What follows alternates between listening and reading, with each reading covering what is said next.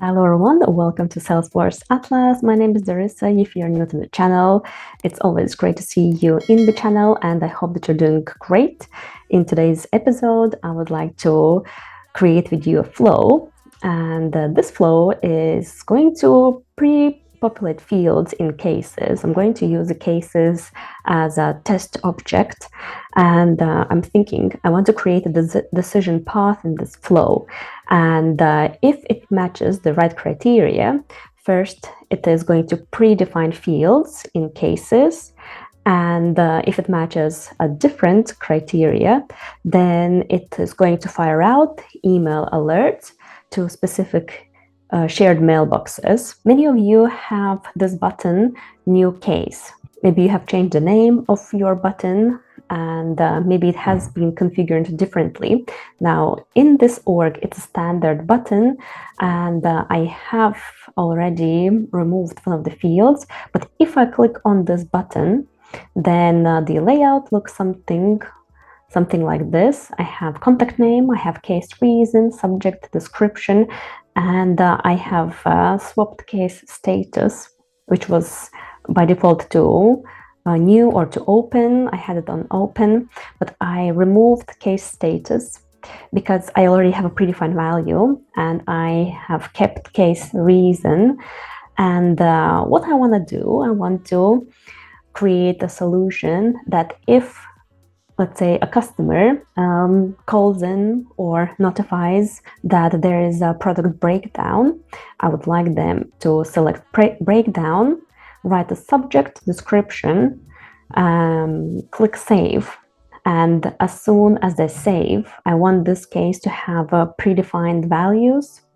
And I want to create a higher urgency because it's a major issue. There's a product breakdown.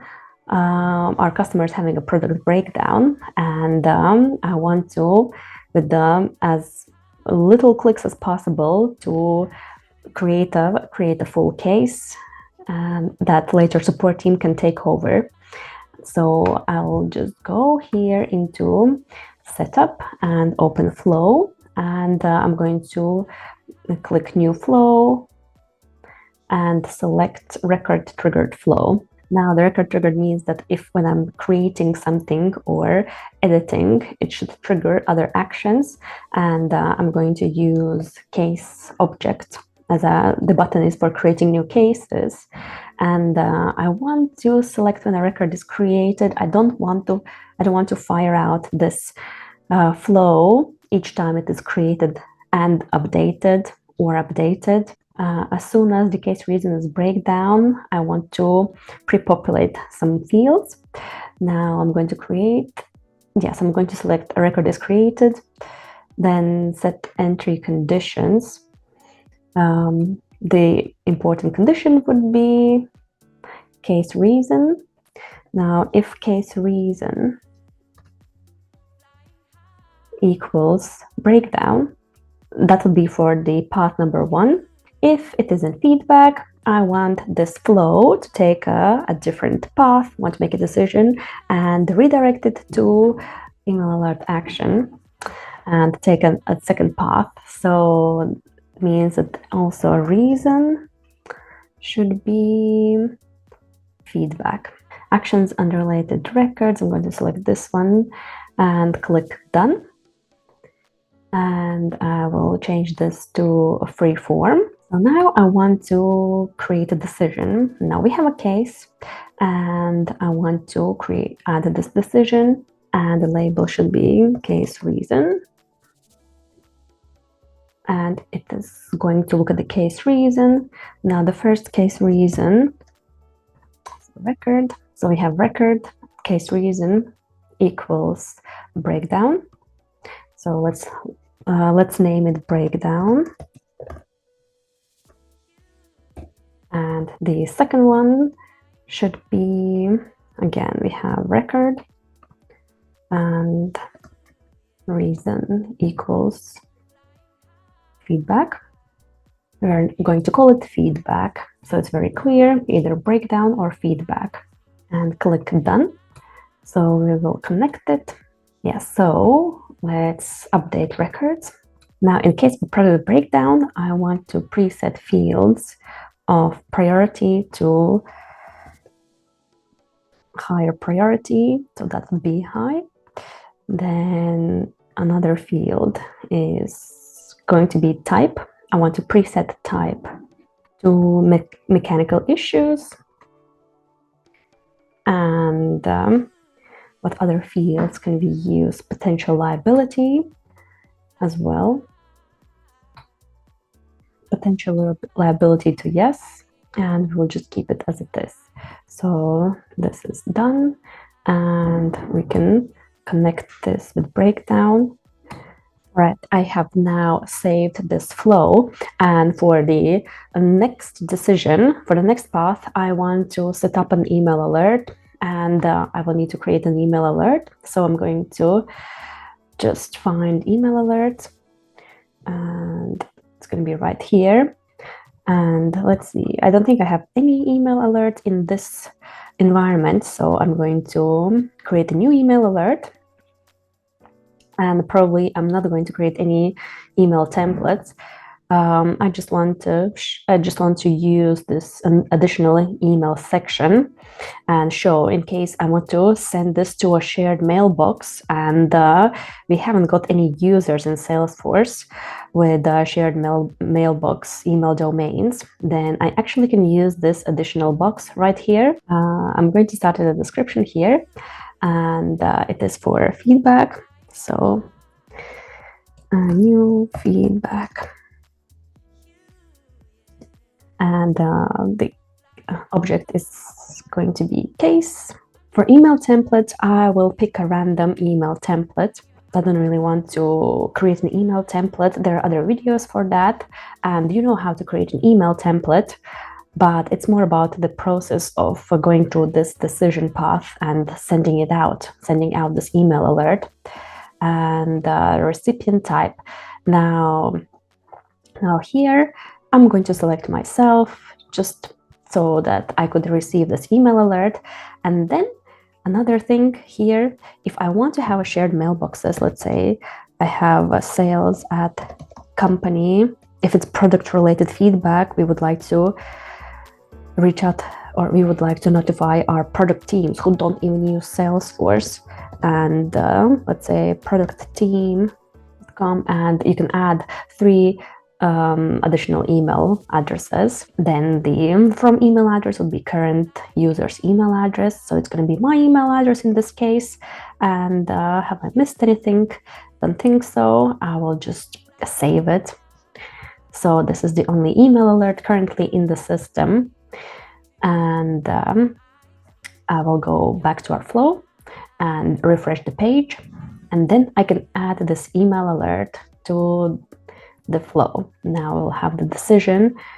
All right, so now I will go to the type, email alert, find the new feedback, alert, other teams, and we want to use the case ID, which triggered the flow. I'm going to connect it. Now we have this feedback received via case, then alert other teams, because there was a request to show how this decision works. So you have some criteria in your trigger. You have an object as well, which is triggering. You decide whether trigger is when a new record is created, or when it is updated, or both created or updated. When you want to trigger this flow, then it runs.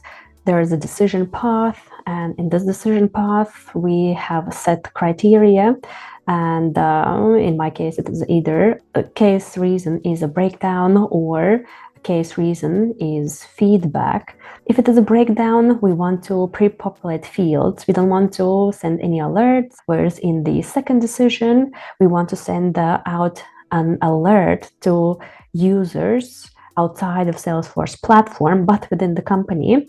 Now the case reason is feedback. Let's say there's a new feedback in this case, and it fires out an email alert to users outside of the system. And if I go back to this feedback, now we can add up to 5 additional email addresses, and these can be shared mailboxes. Let's say it could go out to product team, to engineering team who don't use maybe Salesforce. This email alert would be sent out to them as well. And now I can save this and I can activate it.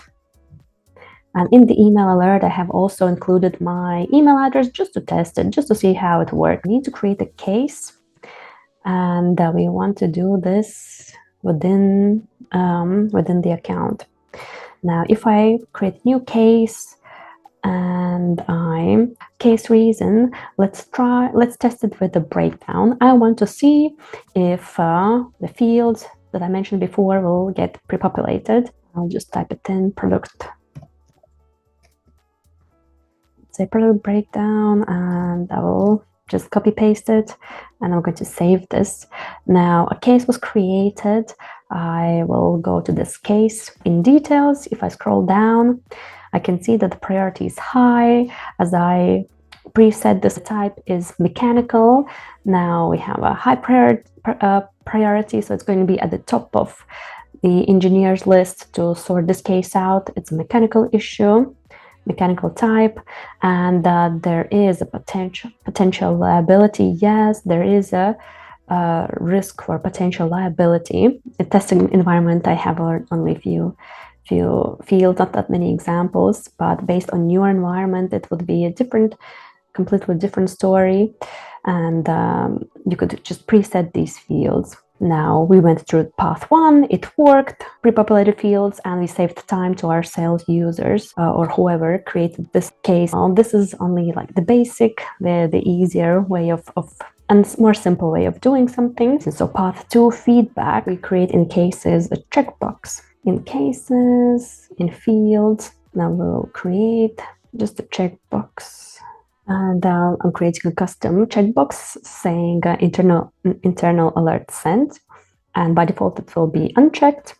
I will just go next, make it visible to all profiles, and sure, I can also leave it on the page layout and just save. And in the case page layout, I'm sure we are using this case layout. I'm going to find the checkbox quickly. All right, this is right here. Yeah, that's a good place.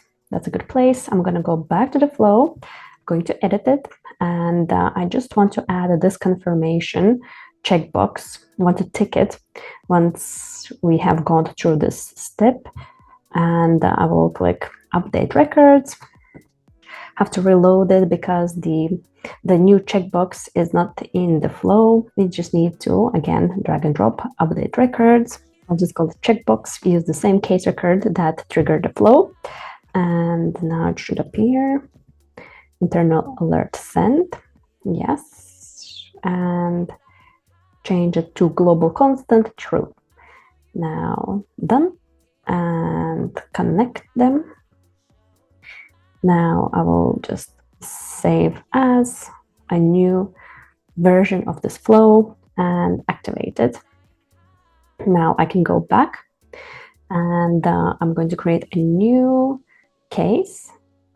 I'll just close everything, close. And now again, within the account, I want to create a new case, and we'll have this contact case reason is going to be feedback, and subject the description, click save. The case was created. And if I go to this case, I want to see if the email was actually sent. All right, just had to refresh the page, internal alert sent, and it is ticked. So now I can relax. I can see that it actually went out, and now I need to find the email. All right, so here you can see I have received them, both of them. I couldn't find the previous one because it ended up in my spam mailbox.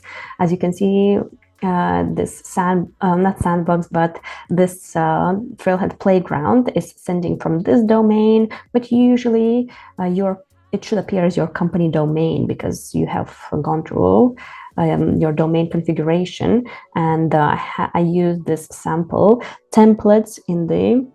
I had the new feedback from account name. Feedback is the description I used. I quickly changed the templates. So if we go back to this flow, first of all, I have this checkbox, so it already proves that it went out, it's gone, the flow worked, you didn't have any errors, and it went through the feedback decision path. So send an email alert, then update records, these two things. So that was a little bit about today's flow session. Well, I hope that you enjoyed this video and you found something useful. You can be very inventive with flows, and thanks again for getting this far in the video, and I'll see you next time.